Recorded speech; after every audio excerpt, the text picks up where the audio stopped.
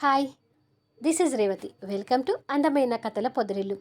Videos చూస్తున్న ప్రతి ఒక్కరికి, అలాగే లైక్స్ కామెంట్స్తో ఎంకరేజ్ చేస్తున్న వారందరికీ నా హృదయపూర్వక ధన్యవాదాలు. ఇక కథలోకి వస్తే, మాలినీదేవి గారి సంగతి చూసి వస్తానని పూర్ణ భర్తకి రోషంగా చెప్పి వెళ్తుంది కదా. ఆ తర్వాత నుంచి స్టోరీ కంటిన్యూషన్. ప్రేమ మనసులో ఎపిసోడ్ నెంబర్ 92. పూర్ణ మాలినీదేవి గారి ఇంటికి వెళ్ళేసరికి మాలినీదేవి గారు మేనేజర్తో చేసాడుతూ కూర్చుంటుంది. మేనేజర్ కాయిన్ జరపడానికి ఆలోచిస్తుంటే పూర్ణ వచ్చి మేనేజర్ జరపాల్సిన కాయిన్ జరుపుతుంది. మేనేజర్ ఎవరా అన్నట్టు పూర్ణ వైపు చూస్తుంటాడు.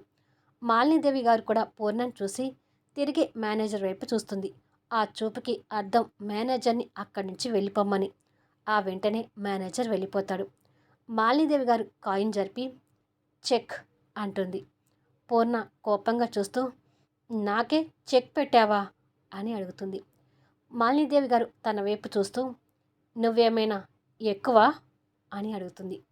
ఆ మాటకి పూర్ణ ఇంకా కోపంగా చూస్తూ, నీకు బాగా పొగరు పట్టిందే అని అంటుంది. నాకు పొగరు పట్టిందని నువ్వెలా చెప్తున్నావే అని అడుగుతుంది మాలినీదేవి గారు. ఎప్పుడు ఇండియా వచ్చినా ముందు నన్ను చూడటానికి వచ్చేదానివి, కానీ ఈసారి నా దగ్గరికి రాకుండా ఏదో ఘనకార్యం వెలగపెట్టడానికి వెళ్ళావంట అని కోపంగా అడుగుతుంది పూర్ణ. ఇంతకీ నీ కోపం నీ దగ్గరికి రానందుకా, లేక ఆ ఘనకార్యం వెలగబెట్టినందుకా అని అడుగుతుంది. రెండిటికి అంటుంది మొహం తిప్పుకుంటూ. నిజంగా నేను ఘనకార్యం చేయటానికే వచ్చాను, అందుకే నిన్ను కలవకుండా ముందు అటు వెళ్లాల్సి వచ్చింది అంటుంది మాలినీదేవి గారు. వంశీకి నువ్వు సహాయం చేయకపోతే రోడ్డున పడేవాడు, నా భర్త అది చూసి సంతోషపడేవాడు. అసలు వంశీకి నువ్వెందుకు సహాయం చేశావే అని అడుగుతుంది పూర్ణ. ఒకప్పుడు నేను మీకు సహాయం చేయకపోయినా మీరు కూడా ఇల్లు పోగొట్టుకొని రోడ్డున పడి ఉండేవాళ్ళు. అప్పుడు మీకెందుకు సహాయం చేశానో ఇప్పుడు వంశీకి అంతే సహాయం చేశాను అంటుంది మాలినీదేవి గారు. అది కాదే అని పూర్ణ మాట్లాడబోతుంటే మాలినీదేవి గారు నవ్వుతూ, అబ్బా ఇక ఆ విషయాలు వదిలేవే అని పూర్ణ చేపట్టుకొని లాగి పక్కన కూర్చోబెట్టుకుంటూ, ఇంకేంటి విశేషాలు, భారతి ఎలా ఉంది అని అడుగుతుంది. బాగుంది అని అంటుంది. అసలు అశోక్ నీ కొడుకని తెలిసినప్పుడు నేను ఎంత సంతోషించానో తెలుసా అన్నట్టు నాకు మరో విషయం కూడా తెలిసింది. నేనే నీకు చెక్ పెడుతున్నానంటే నీ కోడలు రేణు నీకు ఇంకా చెక్కులు పెడుతున్నానని విన్నాను, నిజమేనా అని అడుగుతుంది. నిజమేనా అంటావేంటే, చుక్కలు చూపిస్తుందంటే నమ్ముతావా అంటుంది మొహం చిన్నబుచ్చుకుంటూ. మాలినీదేవి గారు పూర్ణ మొహం చూసి నవ్వుతూ, పిచ్చిదాన, రేణు చాలా మంచిదే. ఒక్కొక్కసారి రేణుని చూస్తుంటే నన్ను నేను చూసుకున్నట్టుగా ఉంటుంది. తను దివ్యలా ఒదిగి ఉండదు. కోపం దూకుడుతనం ఎక్కువ. పైకి అలా కనిపిస్తుంది, కానీ మనసు మాత్రం చాలా మంచిది అని అంటుంది. నా కోడల గురించి నువ్వు చెప్తేనే నేను తెలుసుకోవాలి మరి అంటుంది మూతి తిప్పుతూ. మాలినీదేవి గారు నవ్వుతూ, పర్వాలేదులే, కోపంలోనైనా తను నీ కోడలని ఒప్పుకున్నావు అని అంటుంది.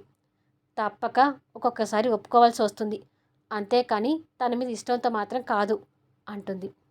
నీ మనసు గురించి నాకు తెలిసే, ఏదో ఒకరోజు రేణుని ఇష్టపడతావు, నాకు ఆ నమ్మకం ఉంది అన్నట్టు నీకు గుర్తుందా, మన కాలేజీ రోజుల్లో నేను రోజు వంట చేసుకొని బాక్స్ తీసుకురమ్మనేదాన్ని. నీ వంట అంటే నాకు అంత ఇష్టం. ఇప్పుడు కూడా నీ చేతి వంట తినాలని ఉంది, చేస్తావా అని అడుగుతుంది. ఆ మాటలకి పూర్ణ కాస్త నీరసించి, నా వంట మీద నాకే కాన్ఫిడెంట్ పోయేలా చేసింది ఆ రౌడీ రాణి అని అంటుంది.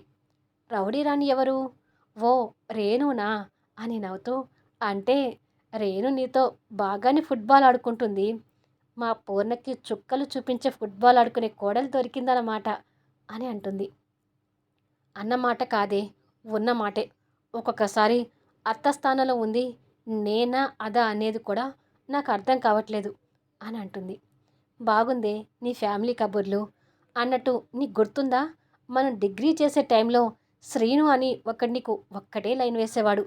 అతను ఈ మధ్య కనిపించాడు, జుట్టు ఊడిపోయి బట్టతల వేసుకొని ముసలోడు అయ్యాడు. అబ్బా ఎంతమంది లైన్ వేసేవారే నీకు అంటుంది మాలినీదేవి ఆ విషయాల్ని గుర్తు చేస్తూ.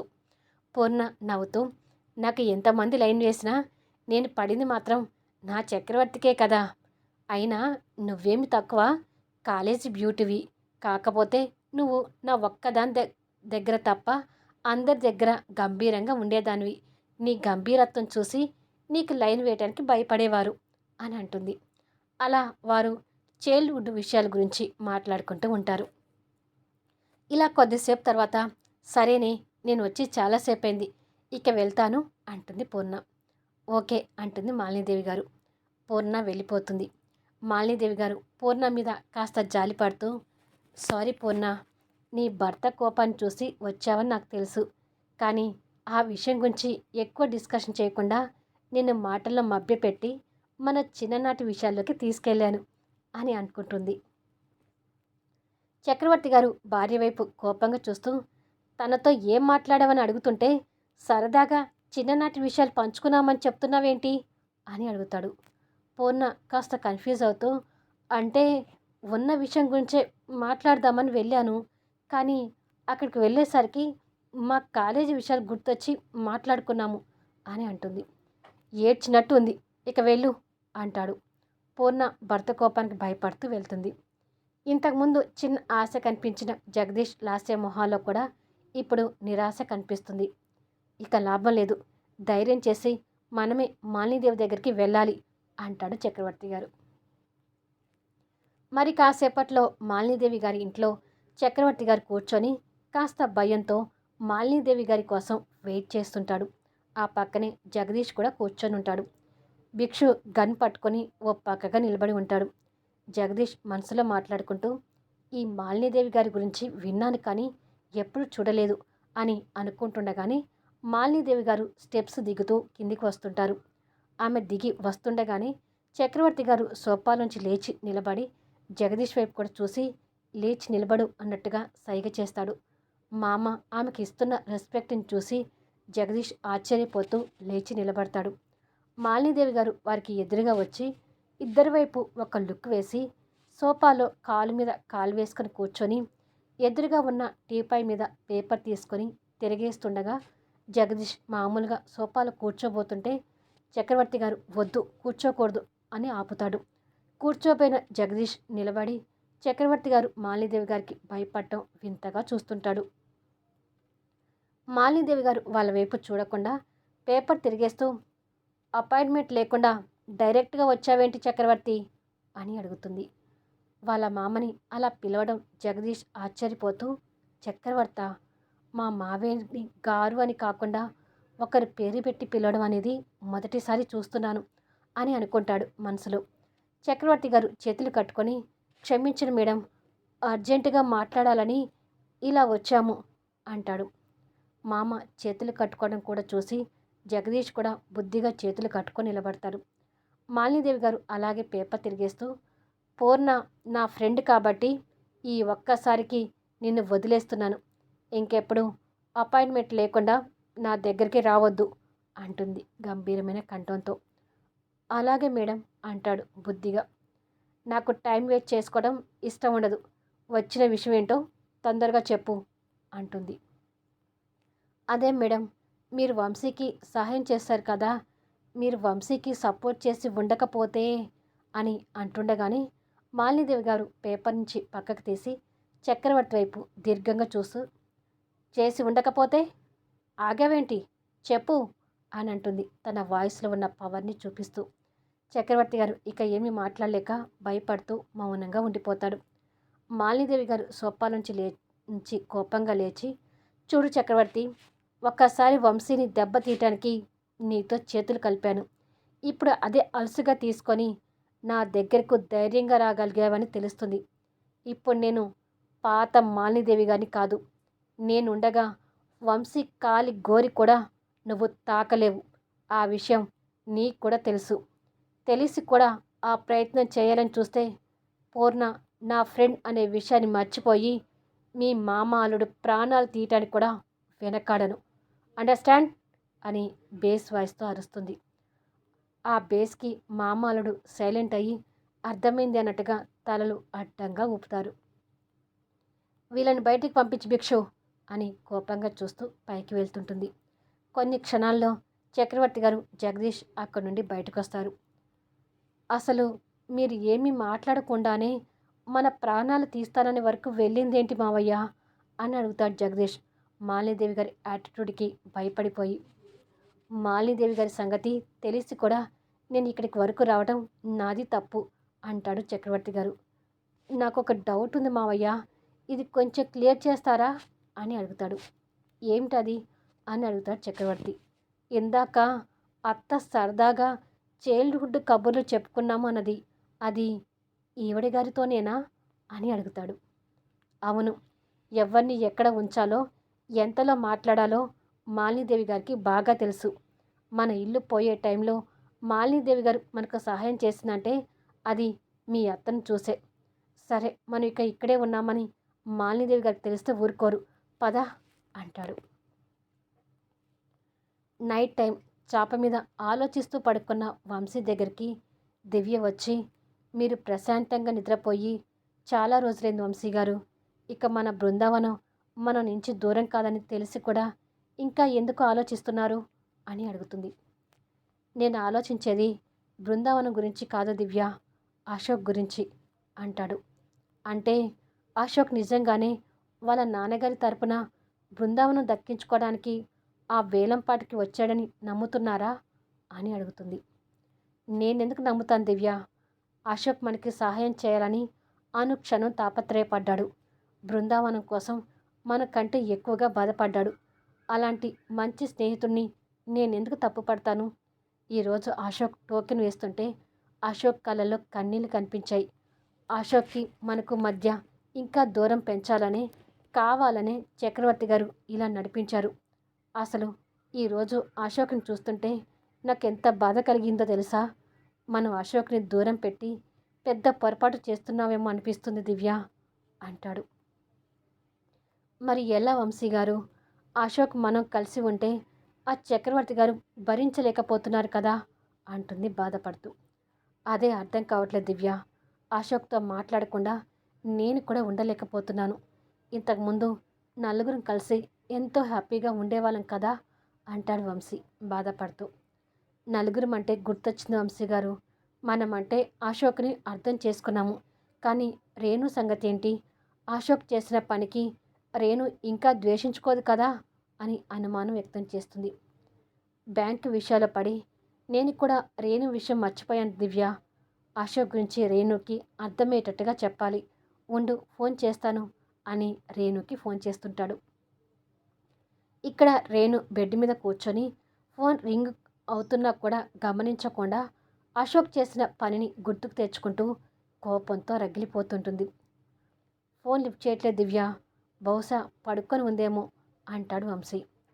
రేపు ఉదయం నేను ఫోన్ చేసి మాట్లాడతానులేండి, ఇప్పుడు వదిలేయండి అంటుంది దివ్య. అదే టైంలో చక్రవర్తి గారు జగదీష్ కింద కారిడార్లో కూర్చొని మాట్లాడుతుంటారు. చక్రవర్తి గారు నిరాశతో మాట్లాడుతూ, మాలినీదేవి గారి అండ ఉండగా వంశీ తల వెంట్రుక కూడా కదిలించలేం జగదీష్.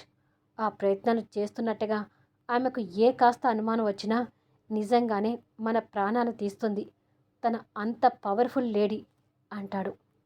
అవును మామయ్య, ఆవిడ్ని ఎదుర్కోలేమని నాకు ఇప్పుడే అర్థమైంది. మనమే కాదు, ఆవిడ్ని ఎవ్వరూ ఎదుర్కోలేరేమో అంటాడు జగదీష్.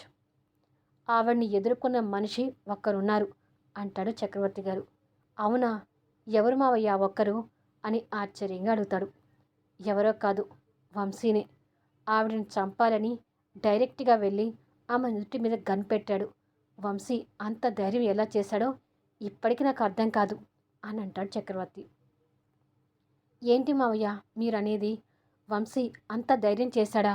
మరి వాళ్ళిద్దరి మధ్య చంపుకునేటంత విరోధం ఉంటే ఇప్పుడు ఎలా అని అంటుంటే, అదంతా ఓ పెద్ద కథలే, ఇప్పుడు ఆ విషయం వదిలే అంటుండగానే అశోక్ బయట నుంచి ఇంట్లోకి వస్తుండగా వాళ్ళ మాటలు చెవిలో పడుతుంటాయి. అశోక్ వచ్చింది చూడండి వంశీ గారు, సారీ, అశోక్ వచ్చింది చూడండి చక్రవర్తి గారు మాట్లాడుతూ అన్నట్టు మనం ముంబై వెళ్ళినట్టుగా నటించి హోటల్ రూమ్లో ఉండి కావాలనే ఆనంద్ని వేలంపాటలో పార్టిసిపేట్ చేయించిన విషయం ఆనంద్కి తెలియలేదు కదా అని అడుగుతాడు. తెలియదు మావయ్య, మనం ముంబై వెళ్ళామని అనుకుంటున్నాడు అని జగదీష్ అంటుండగా అశోక్ చప్పట్లు కొట్టుకుంటూ వస్తూ, షబాష్! మీరు ఇలాంటి నాటకాలు కూడా ఆడతారని నాకు ఇప్పుడే తెలిసింది అని అంటాడు. అశోక్ చూడగానే తప్పు చేసిన భావంతో ఇద్దరు తలలు దించుకుంటారు. అశోక్ కోపంగా చూస్తూ, ఛీ! మీరు ఒక తండ్రి, ఆయన ఒక బావ. ఈరోజు మీరు చేసిన పనికి మీ మీద ఉన్న ఈ కాస్త గౌరవం కూడా పోయింది. మీ పంతం కోసం కొడుకునని కూడా చూడకుండా నన్ను కీలు బొమ్మలా ఆడుకున్నారు కదా. కొడుకు బాధను అర్థం చేసుకోలేని వారు నిజమైన తండ్రి కాదు అంటాడు చక్రవర్తిని ఉద్దేశించి. చక్రవర్తి గారు కోపంగా చూస్తూ, ఆనంద్, ఇప్పుడు నువ్వనే మాటే నేను అంటే దానికి ఏం సమాధానం చెప్తావు? నా బాధని అర్థం చేసుకోకుండా స్నేహం స్నేహం అని తిరుగుతున్నావు. నిన్ను కూడా నిజమైన కొడుకువి కాదని అనుకోమంటావా అని అడుగుతాడు. కళ్ళు మూసుకొని ప్రవర్తించే వారికి మంచి ఏదో చెడు ఏదో తెలీదు నాన్న. ఇప్పుడు మీరు అదే పరిస్థితిలో ఉన్నారు. ఏదో ఒకరోజు వంశీ నిజాయితీ గురించి తెలిసి పశ్చాత్తాపడే రోజు వస్తుంది. ఆ రోజు బాధపడినా ప్రయోజనం ఉండదు. మీరు చేసిన పనికి ఇంతకింత అనుభవిస్తారు అని అంటుండగానే ఆనంద్ అని కోపంగా వినిపిస్తుంది పూర్ణ గొంతు. అశోక్ తల్లివైపు తిరిగి చూస్తాడు. మీ నాన్నగారిని ఎదిరించి మాట్లాడే స్థాయికి వచ్చావా? నీకు నువ్వే వంశీ నిజాయితీవంతుడని చెప్పగానే సరిపోదు. అసలు ఆ వంశీ వల్ల మేము ఒకప్పుడు ఈ ఇల్లు అని అంటుండగా, అత్త, ఇప్పుడు ఆ మాటలను ఎందుకు, వదిలేయండి అని. ఇప్పుడు గొడవలు వద్దు ఆనంద్, నువ్వు నీ రూమ్లోకి వెళ్ళు అంటాడు జగదీష్. అశోక్ తండ్రిని బావని కోపంగా చూస్తూ అక్కడి నుంచి వెళ్తాడు. మావయ్య, అత్తయ్య, ఇప్పటికే చాలా టైం అయింది, మీరు కూడా వెళ్ళి పడుకోండి అంటాడు జగదీష్ ఇద్దరిని ఉద్దేశిస్తూ. పదండి వెళ్దాం అని పూర్ణ చక్రవర్తి గారు కూడా అక్కడి నుంచి వెళ్తారు. తర్వాత జగదీష్ ఊపిరి పీల్చుకొని గొడవ ఆపి మంచి పని చేశాను అని అనుకొని, మాలినీదేవి గారిని చూశాక ఆవిడ గురించి నేను విన్నది చాలా తక్కువ అనిపిస్తుంది. నాది అవుతుందనుకున్న బృందావనం చేజారిపోయింది. నాకు ఇంకా వంశీ మీద కసి పెరిగింది. అయినా బిజినెస్లో వంశీని పైకి రాకుండా చేయడానికి నా దారి నాకు ఉంది కదా అని అనుకుంటుండగానే జైలర్ అనే పేరుతో, అంటే జైల్లో ఉండే జైలర్ అనే పేరుతో ఫోన్ కాల్ వస్తుంటుంది. జగదీష్ ఆ పేరు చూడగానే కాస్త భయపడుతూ, ఈరోజు జరిగిన విషయం తెలిసి ఉంటుంది అని అనుకొని చుట్టూ చూసి ఎవరూ లేరని నిర్ధారించుకొని దూరంగా వెళ్ళి ఫోన్ మాట్లాడుతుంటాడు. అశోక్ తండ్రి బావ మీద కోపంతో బెడ్రూమ్లోకి వెళ్ళగానే కూర్చొని ఆలోచిస్తున్న రేణుని చూసి, ఇంకా నిద్రపోలేదా అని అడుగుతాడు. రేణు కోపంగా చూస్తూ, నిద్రపోయేలా చేస్తున్నావా నువ్వు? మనసులో ఇంత కుట్ర పెట్టుకొని పైకి స్నేహం అని చెప్తూ ఎలా నటిస్తున్నావు అశోక్? ఇన్నాళ్ళు మీ నాన్న మీ బావే బృందావనం కోసం వెంపర్లాడుతున్నారనుకున్నాను. ఈరోజు మా బావగారు ఈ పరిస్థితికి రావడానికి నీ హ్యాండ్ కూడా ఉందని ఇప్పుడిప్పుడే అర్థమవుతుంది అని అంటుంది. పిచ్చి పిచ్చిగా మాట్లాడుకురేను. నేను అసలే పిచ్చ కోపంగా ఉన్నాను. ఏం జరిగిందో తెలుసుకోకుండా నన్ను ఇంకా రెచ్చగొట్టకు అంటాడు కోపంగా. ఓ, ఉన్న విషయం అడిగేసరికి కోపం వచ్చిందా? మా బావగారు అక్క నిన్ను ఎంతగానో నమ్ముతున్నారు. వాళ్ళు నీ మోసాన్ని కనుక్కోలేక నువ్వు మంచి స్నేహితుడు అనే భ్రమలో ఉన్నారు. వాళ్ళు నిన్ను నమ్మినా నేను మాత్రం నిన్ను నమ్మను అని అంటుంది. అశోక్ కాస్త ఆవేశం తగ్గించుకొని, అది కాదు రేణు, ఈరోజు జరిగిందంతా ఒక్క ప్లాన్తో జరిగింది అని అంటుండగా, నీ కహానీలు ఆపు అశోక్. అయినా ఇక నీ గురించి నాకు అనవసరం. రేపే మనం లాయర్ దగ్గరికి వెళ్ళి డివోర్స్కి అప్లై చేద్దాం అంటుంది. ఏయ్ మెంటల్, ఎవరిస్తున్నా నీకు డివోర్స్? నీకు డివోర్స్ ఇవ్వడం నాకు ఇష్టం లేదని చెప్తున్నాను కదా. అది జరగని పని అంటాడు మళ్ళీ ఆవేశం తెచ్చుకుంటూ. నాకు నీతో కలిసి ఉండటం ఇష్టం లేదు అశోక్. డివోర్స్ కోసమే ఇక్కడికి వస్తున్నానని నీకు ఆల్రెడీ చెప్పాను. నాకు డివోర్స్ కావాలి, లేకపోతే ఊరుకోను. నేను అనుకున్నది జరగకపోతే ఎంతవరకైనా వెళ్తాను, ఎంత రిస్క్ అయినా తీసుకుంటాను అంటుంది కోపంగా. ఇలా ఇద్దరి మధ్య వాదన పెరుగుతుంటుంది. నా ప్రాణాలు పోతున్నా నేను డివోర్స్కి ఒప్పుకోను రేణు, ఏం చేసుకుంటావో చేసుకో అని కోపంగా రూమ్లో నుంచి బయటకు వెళ్తుంటాడు. అశోక్ బయటకు వస్తున్నాడని తెలిసి అప్పటి వరకు చాటుగా వారి మాటలు విన్న లాస్య అశోక్కి కనపడకుండా పక్కకు దాక్కొని అశోక్ వెళ్ళిపోవడం చూసి బయటకు వచ్చి క్లోజ్ చేసి ఉన్న వాళ్ళ రూమ్ డోర్ వైపు చూస్తూ, రేణు ఇక్కడికి వచ్చింది డివోర్స్ కోసమా? అంటే పైకి భార్యాభర్తలుగా ఉంటున్నారు కానీ వీరి మధ్య ఏ సంబంధం లేదన్నమాట అని అనుకొని సంతోషపడుతుంటుంది. అశోక్ బయట గార్డెన్లోకి వచ్చి, ఎందుకో అందరూ ఇలా ప్రవర్తిస్తున్నారు, నాన్న బావతోనే మెంటలెక్కుతుంటే ఈ రీను ఇంకా మెంటలెక్కిస్తుంది అని చిరాకు పడుతుంటాడు. లోపల చక్రవర్తి గారు కూడా నిద్రపోకుండా కూర్చొని ఉంటాడు. ఇంకా ఆనంద్ గురించే ఆలోచిస్తున్నారా అని అడుగుతుంది పూర్ణ. అవును పూర్ణ, ఆనంద్ ఈరోజు నాతో అంత కోపంగా మాట్లాడడం భరించలేకపోతున్నాను. రోజు రోజుకి మా మధ్య ఇంకా దూరం పెరుగుతుంది. నా కొడుకు నాకు పూర్తిగా దూరమైపోతున్నాడని భయం పట్టుకుంది. ఇన్నాళ్ళు వాడు చనిపోయాడని బాధపడ్డాను. ఇప్పుడు ఈ తండ్రి ప్రేమను అర్థం చేసుకోకుండా నన్ను దూరం పెడుతున్నాడని బాధపడుతున్నాను అంటాడు చక్రవర్తి గారు మనోవేదనతో. అలా ఏమీ కాదండి. ఆనంద్ పైకి మీతో అలా ఉంటున్నాడు కానీ వాడికి మీరంటే చాలా ఇష్టం. మీరు ఒకరికొకరు అర్థం చేసుకుని దగ్గరయ్యే రోజులు త్వరగానే వస్తాయి అని ధైర్యం చెప్తుంటుంది పూర్ణ. ఇక్కడ అశోక్ ఆలోచిస్తూ, రేణుతో కాస్త నిదానంగా మాట్లాడి ఉండాల్సింది. నాన్నగారి మీద ఉన్న కోపం తన మీద చూపించాను అని అనుకొని రూమ్లోకి వెళ్ళేసరికి రేణు పడుకుని ఉంటుంది. టెడ్డీ బేర్ ఇంకెక్కడో పడి ఉంటుంది. ఇదేంటి ఎప్పుడూ లేనిది టెడ్డీ బేర్ని వదిలేసి పడుకుంది అని అనుకుంటూ టెడ్డీ బేర్ని తీసుకెళ్ళి తన పక్కన పెడదామని వెళ్ళి నిద్రపోతున్న తనని ప్రాణంగా చూసి ప్రేమగా తల నిమురుతూ, సారీ రేణు, ఎప్పుడూ లేనిది నీతో చాలా ఆవేశంగా ప్రవర్తించాను. నువ్వు డివోర్స్ మాట ఎత్తితేనే నాకు ఆవేశం పెరుగుతుంది. ఇప్పటికే వంశీ దివ్య దూరమై బాధపడుతున్నాను. ఇప్పుడు నిన్ను కూడా దూరం చేసుకుని నేను ఉండలేనే. జీవితాంతం నాకు నీ తోడు కావాలి. నన్ను అర్థం చేసుకో బంగారం అని తన నుదుటిన ముద్దు పెట్టి టెడ్డీ బేర్ తన చేతి కింద పెడదామని తన చెయ్యి లేపేసరికి తన అరిచేతిలో స్లీపింగ్ టాబ్లెట్స్ డబ్బా ఖాళీగా కనిపిస్తుంటుంది. అశోక్ అది చూసి ఒక్కసారిగా కంగారు పడి చేతిలో ఉన్న టెడ్డీ బేర్ వదిలేసి స్లీపింగ్ టాబ్లెట్ ఖాళీ బాటిల్ తీసుకొని చూసి భయపడుతూ తనని పట్టుకొని అనుమానంగా చూస్తూ రేణు రేణు అని పిలుస్తాడు. కానీ స్పందన ఉండదు.